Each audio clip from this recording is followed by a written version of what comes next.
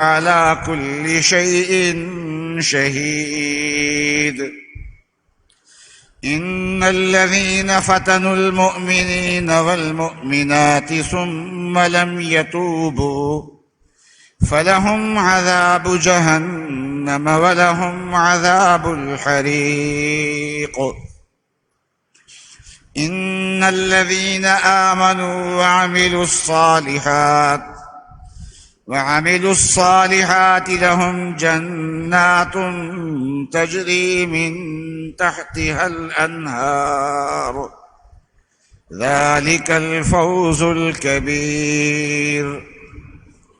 إن بطش ربك لشديد إنه هو يبدئ ويعيد وهو الغفور الودود ذو العرش المجيد فعال لما يريد.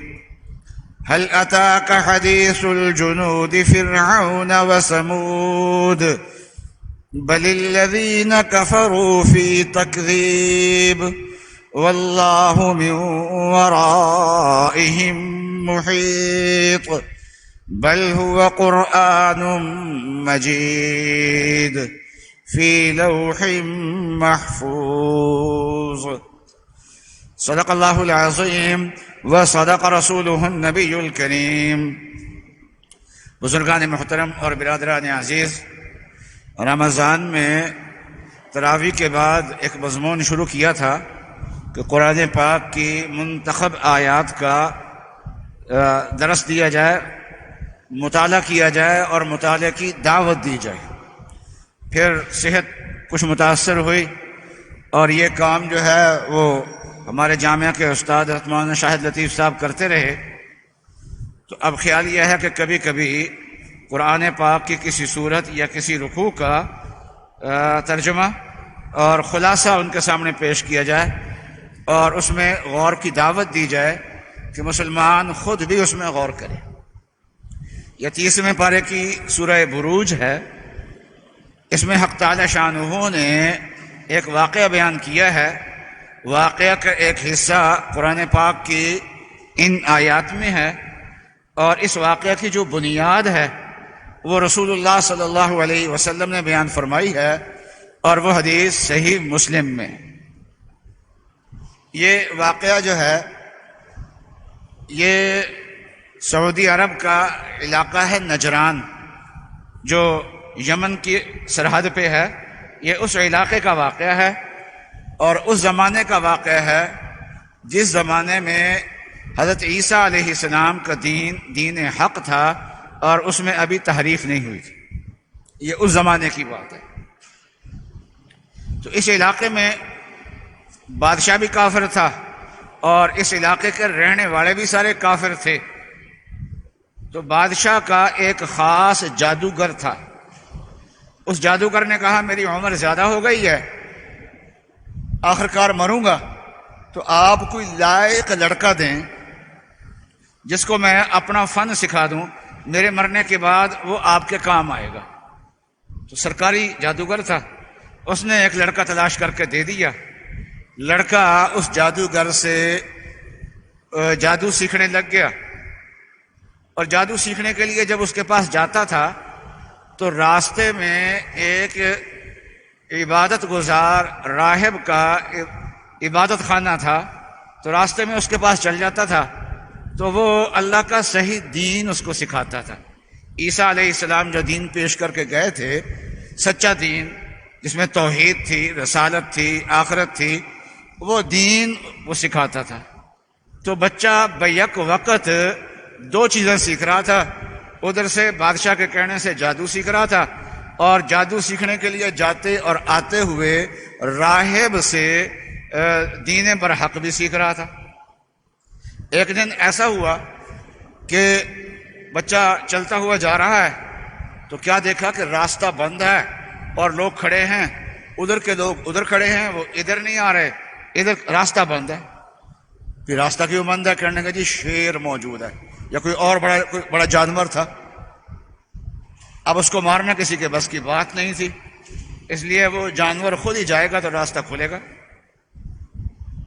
یہ جو بچہ تھا نوجوان اب کہہ لیجئے، جو جادو بھی سیکھ رہا تھا، دین برحق بھی سیکھ رہا تھا، اس نے پتھر اٹھایا تو اس کے جو استاد تھے نا، جو دین سکھانے والے تھے، اس نے کہا تھا دین سیکھ لینا لیکن راز رکھنا، کسی کو بتانا نہیں۔ مسلمان بھی ہو چکا تھا وہ بچہ۔ اس نے ایک روڑا اٹھایا، پتھر اٹھایا، اور پتھر اٹھا کے کہا کہ یا اللہ، اگر میرا استاد جو دین سکھاتا ہے راہب وہ سچا ہو اور جادوگر جھوٹا ہو تو میں اس جانور کو پتھر ماروں تو یہ جانور مر جائے، اور اگر جادوگر سچا ہو اور دین سکھانے والا میرا استاد جھوٹا ہو تو نہ مرے۔ یہ کہہ کے اس نے پتھر زور سے مارا، ایک ہی پتھر سے وہ شیر مر گیا، راستہ کھل گیا، اور لوگوں میں ایک شور سا مچ گیا کہ یہ اس کے پاس تو بہت بڑا علم ہے۔ اتفاق ادھر سے ایک نابینا آدمی تھا، وہ آیا، اس نے کہا کہ آپ نے ایک پتھر مار کے اس کو کیا ہے مارا ہے، تو آپ کے پاس کوئی خاص علم ہے تو مجھے بھی کوئی دعا کریں، دم کریں تو میری آنکھیں بھی ٹھیک ہو جائیں۔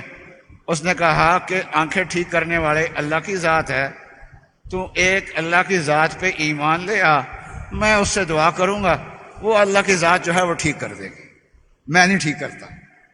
وہ اللہ کی ذات پہ ایمان لے آیا اور اس نے اللہ سے دعا کی، اس کی آنکھیں ہو گئی ٹھیک۔ اب جناب اس کا تو ہو گیا بڑا چرچا، بلے بلے ہو گئی اس کی۔ تو بادشاہ نے دیکھا کہ اب تو ہمارا دین بدلنے لگا ہے، آغاز ہو گیا دین کے بدلنے کا، تو اس نے اس جادوگر کو بھی بلا لیا، اس بچے کو بھی بلا لیا، اس راہب کو بھی بلا لیا، اور وہ جو اندھا تھا اس کو بھی بلا لیا۔ جادوگر کو تو کچھ نہیں کہا، وہ تو جادو سکھاتا تھا۔ تو یہ جو نابینا سے بینا ہوا تھا، آنکھیں ٹھیک ہوئی تھیں اس کو، اور وہ جو عالم تھا، ان دونوں کے بارے میں حکم دیا کہ آرا ان کے سر پہ رکھ کے جسم کے 2 ٹکڑے کرو۔ چنانچہ ان کے جسم کے 2 ٹکڑے کر دیے گئے، ان کا خاتمہ کر دیا گیا، اور رہ گیا یہ لڑکا۔ کہنے لگا کہ یہ تو ساری شرارت کی جڑ ہے، اس کو ایسے نہیں مارنا بلکہ اس کو لے جاؤ بڑے اونچے پہاڑ پہ اور وہاں سے دھکا دے کے اس کو نیچے گراؤ۔ وہ لوگ اس کو لے کے گئے، ہوا یہ کہ وہ لے جانے والے سارے گر گئے، لڑک کے نیچے گر گئے اور مر گئے، اور یہ آرام سے نیچے آ گیا۔ تو اللہ تعالیٰ کا اسم اعظم تھا، پڑھتا تھا، اللہ نے اس کو بچا لیا۔ جب یہ بچ کے آ گیا تو بادشاہ نے کہا کہ اچھا اب اس کو کشتی میں بٹھاؤ اور سمندر کے درمیان میں اس کو پھینکو۔ جناب اس کو سمندر کے درمیان میں لے گئے۔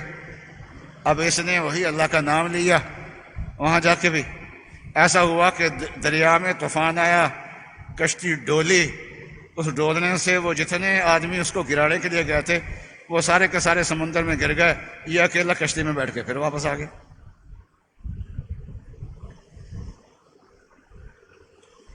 تو اب اس نے بادشاہ سے کہا کہ آپ مجھے مارنا چاہتے ہیں نا، آپ مجھے مارنا چاہتے ہیں نا، تو آپ نہیں مار سکتے، میں طریقہ بتاتا ہوں، اس طریقے سے اگر مارو گے تو میں مر جاؤں گا۔ کہو گا کیا طریقہ؟ اس نے کہا کہ بسم اللہ پڑھ کے تیر مارو۔ چنانچہ بادشاہ نے بسم اللہ پڑھ کے تیر مارا، لوگ تماشا دیکھنے والے بہت سارے تھے، اور اس کی کن پٹی پہ لگا وہیں فوت ہو گیا۔ اب لوگوں نے کہا کہ ہم اس اللہ کو مانتے ہیں جس اللہ کو یہ بچہ مانتا تھا، جس اللہ کے نام سے تیر نے کام کیا، ہم اس اللہ کو مانتے ہیں۔ بہت سارے لوگ مسلمان ہو گئے۔ تو بادشاہ نے کہا کہ یہ تو بڑا کام خراب ہو گیا، اور آرڈر کر دیا کہ سب واپس اپنے دین پہ آ جاؤ، ورنہ میں سب کو سخت ترین سزا دوں گا۔ اب جب ایمان دل میں آ جاتا ہے نا تو یہ کسی طریقے سے پھر نکلتا نہیں ہے، یہ سزائیں دینے سے نہیں نکلا کرتا۔ او جناب لوگ کہیں کہ جو مرضی کر لے، ہم اب اس دین پہ پکے ہیں۔ یہ تقریباً 20,000 کے قریب لوگ تھے، یہ تو بادشاہ نے کھائیاں کھدوائیں، نالیاں کھدوائیں، نالے کھدوائے، اور اس میں آگ جلانے کے لیے بہت سارا ایندھن ڈلوایا اور آگ لگائی، اور کہا کہ جو جو اپنے دین سے منحرف ہو کے پچھلے دین پہ آ جائے گا وہ ٹھیک ہے، ورنہ ہم اٹھا کے اندر پھینک دے جائیں گے۔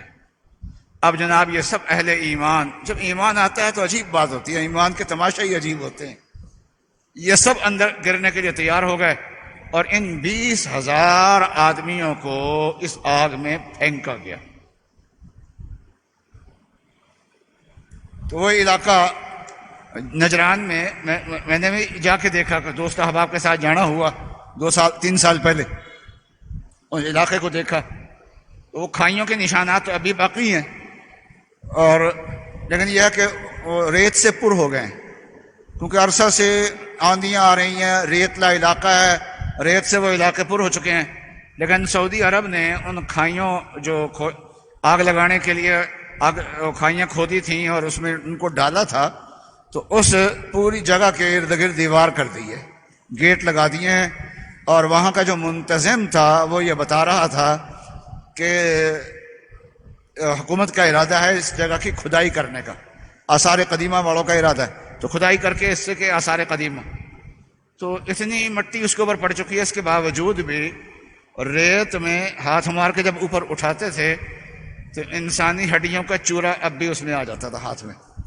یہ اب کی بات کتنی فٹ کتنے گز ریت اوپر پڑی ہوئی ہے، لیکن وہ ہڈیوں کے آثار اب بھی اوپر والے حصے میں موجود ہے، نیچے کتنے ہوں گے، ان لوگوں کو جلایا گیا ہے۔ تو مفسرین نے لکھا ہے کہ اللہ تعالیٰ نے یہ فضل کیا کہ جن کو آگ میں پھینکا جاتا تھا تو آگ میں گرنے سے پہلے اللہ میاں ان کی روح قبض کر لیتے تھے، اور یہ بدبخت ایسے تھے، ساری قوم کے لوگ جو کافر تھے وہ ارد گرد بیٹھ کے تماشا دیکھ رہے تھے ان کا سنگ دلی کے ساتھ۔ تو ایسا کوئی زلزلہ آیا، کیا ہوا کہ یہ سارے کے سارے لوگ آگ کے اندر گر گئے اور یہ خود بھی جل گئے۔ تو حق تعالی شانہ نے ان اصحاب تو اخدود کے عربی زبان میں نالے کھاڑوں کو کہتے ہیں، نالیاں، کھاڑیاں، تو اصحاب الاخدود جنہوں نے بڑی کھالے کھودے تھے اور اس میں آگ لگائی تھی اور آگ جلا کے مومنوں کو جلایا تھا، تو وہ واقعہ اللہ تعالیٰ نے یہاں پر عبرت کے لیے بیان فرمایا ہے۔ فرمایا کہ قسم ہے آسمان کی جو برجوں والا ہے، اور قسم ہے وعدے والے دن کی، قیامت کے دن کی، اور قسم ہے حاضر ہونے والے دن کی، اور قسم ہے جس دن میں حاضر ہوں گے لوگ۔ اور یہ قسمیں کھانا علامت ہے کہ یہ واقعہ بہت عجیب و غریب واقعہ ہے، اس سے ہمیں عبرت حاصل کرنی چاہیے۔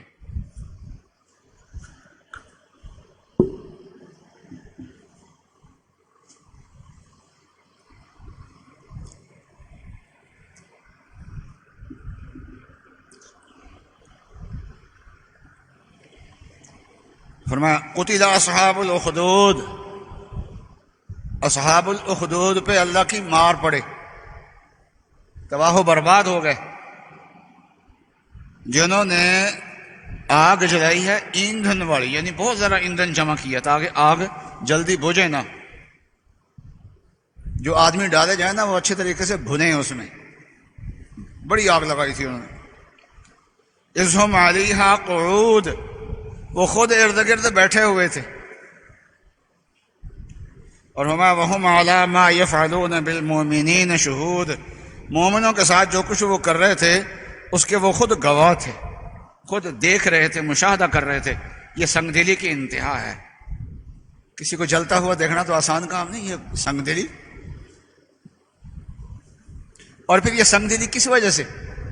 فرمایا وہ کوئی ان سے بدلہ نہیں لے رہے تھے، صرف اس بات کا کہ وہ ایک اللہ پہ ایمان لائے ہیں جو غالب ہے، تعریف کیا ہوا ہے اللہ پہ ایمان لانے کی وجہ سے کہ ایمان کیوں لے کے آئے ہیں، جس اللہ کی بادشاہی ہے آسمان و زمین میں، اور جو اللہ تعالیٰ ہر چیز پہ گواہ ہے، پھر آگے اللہ میاں ضابطہ فرماتے ہیں کہ ان الذین فتنوا المؤمنین والمؤمنات، کہ جو لوگ مؤمنوں کو، مومن مردوں کو اور مومن عورتوں کو مصیبتوں میں ڈالتے ہیں، آزمائشوں میں ڈالتے ہیں اور اس سے توبہ نہیں کرتے، تو ان کے لیے جہنم کا عذاب ہے اور ان کے لیے جلانے والا عذاب ہے۔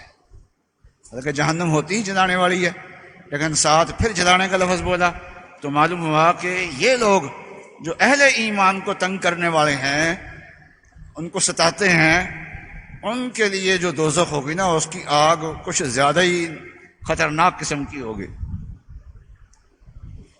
اور پھر فرمایا جو لوگ ایمان لائے اور انہوں نے اعمال صالحہ کیے، ان کے لیے جنتیں ہیں، ان کے نیچے سے نہریں جاری ہوں گی۔ یہ بہت بڑی کامیابی ہے، تیرے رب کی پکڑ بڑی سخت ہے، وہ ابتداءً بھی دنیا کو پیدا کرنے والا ہے، بعد میں بھی دوبارہ پیدا کرے گا، وہ بخشنے والا بھی ہے، وہ محبت کرنے والا بھی ہے، وہ عرش والا بھی ہے، وہ بزرگی والا بھی ہے، اور جو چاہتا ہے وہ کرتا ہے۔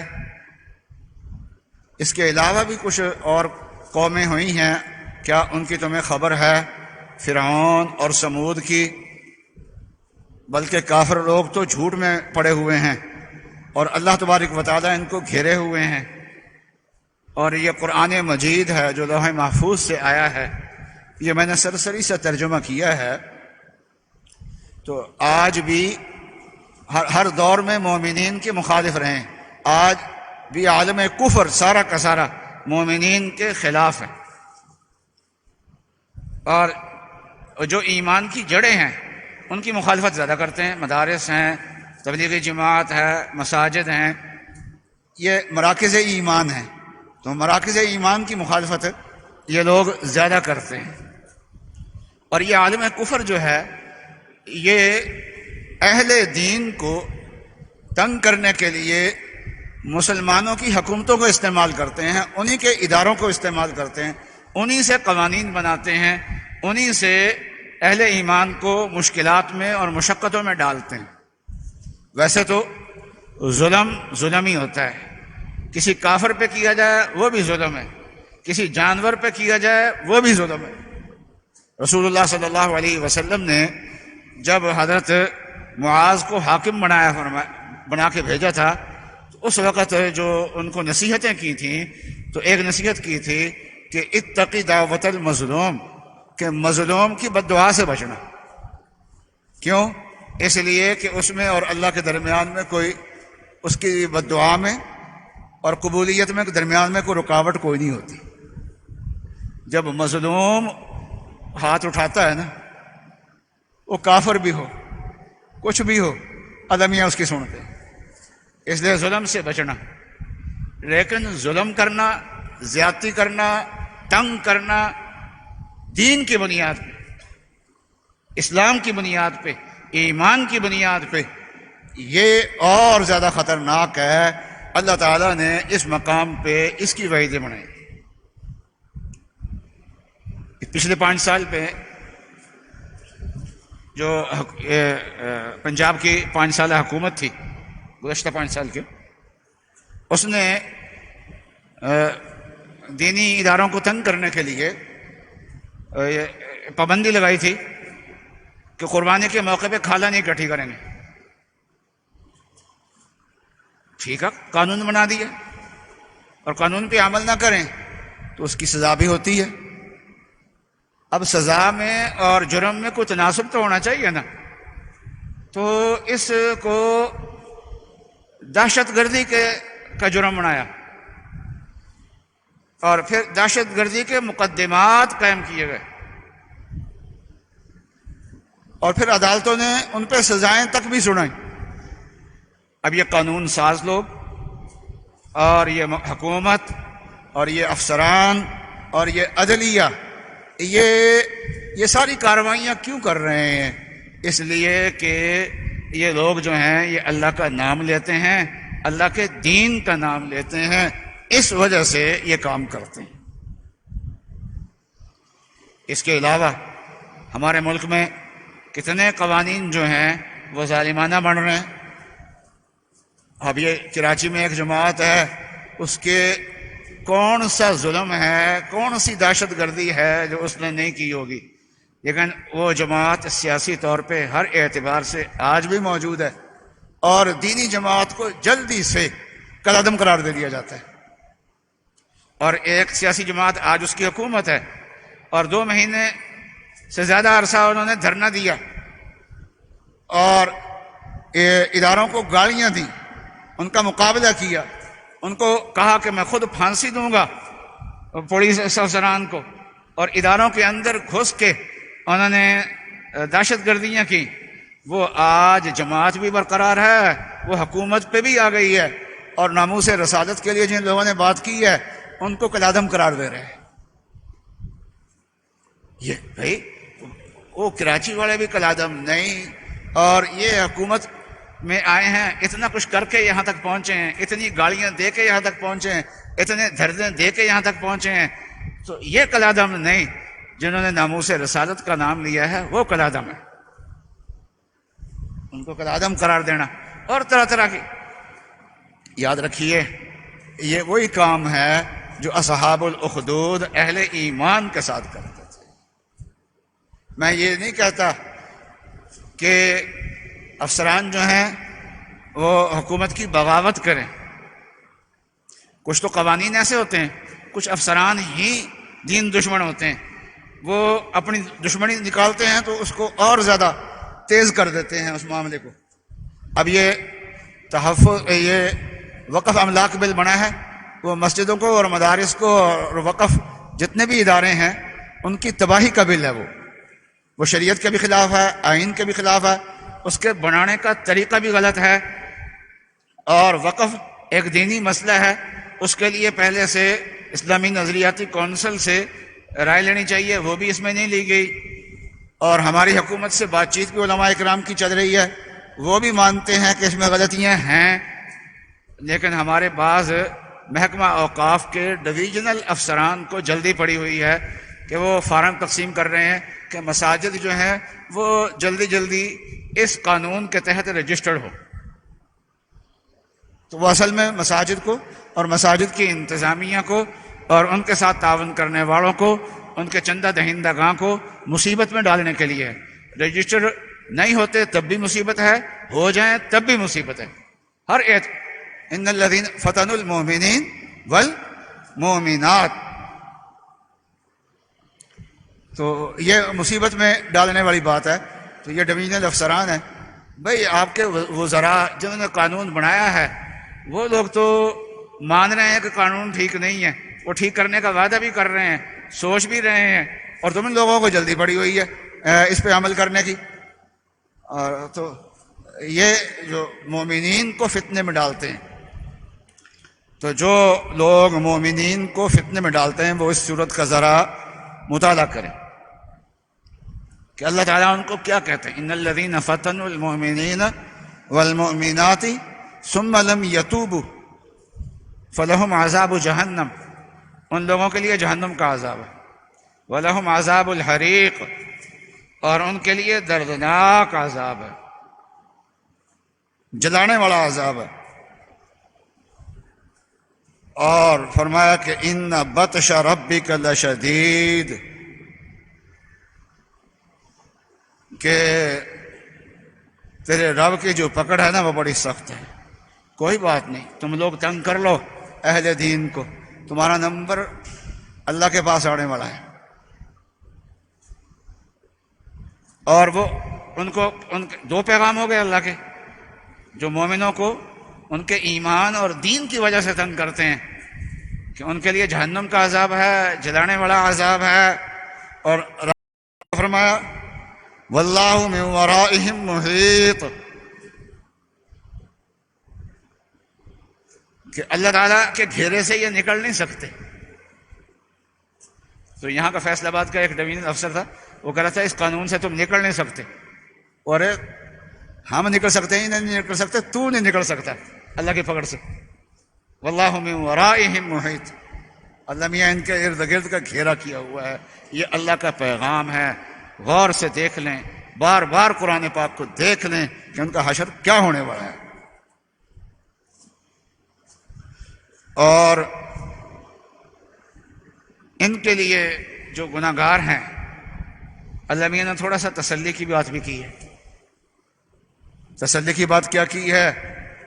فرمایا کہ ثم لم یتوبوا، یہ سارا عذاب اس وقت ہوں گے جب توبہ اگر نہ کی۔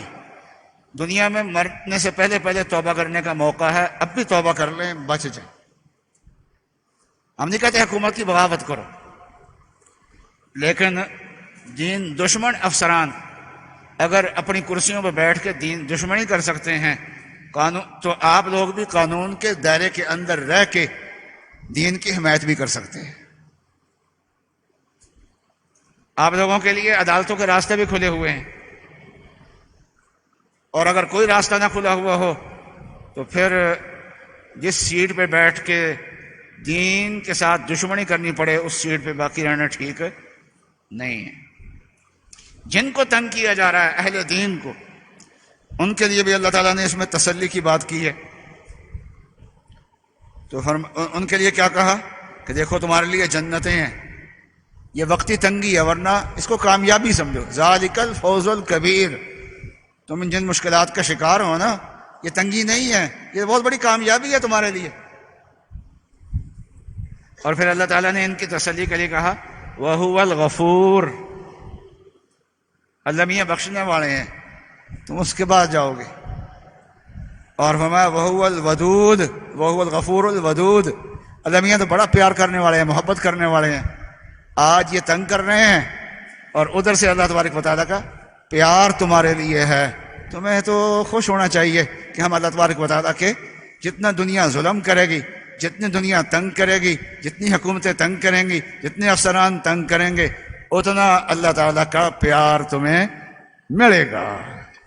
اللہ تبارک و تعالیٰ، تو یہ میں نے جو باتیں کی ہیں یہ مسلمان افسران کے لیے کی ہیں کہ کم از کم مسلمان افسران تو اللہ کو مانتے ہیں، اللہ کے قرآن کو مانتے ہیں، اللہ کے نبی کو مانتے ہیں، اللہ کے پیغام کے برحق ہونے کو مانتے ہیں۔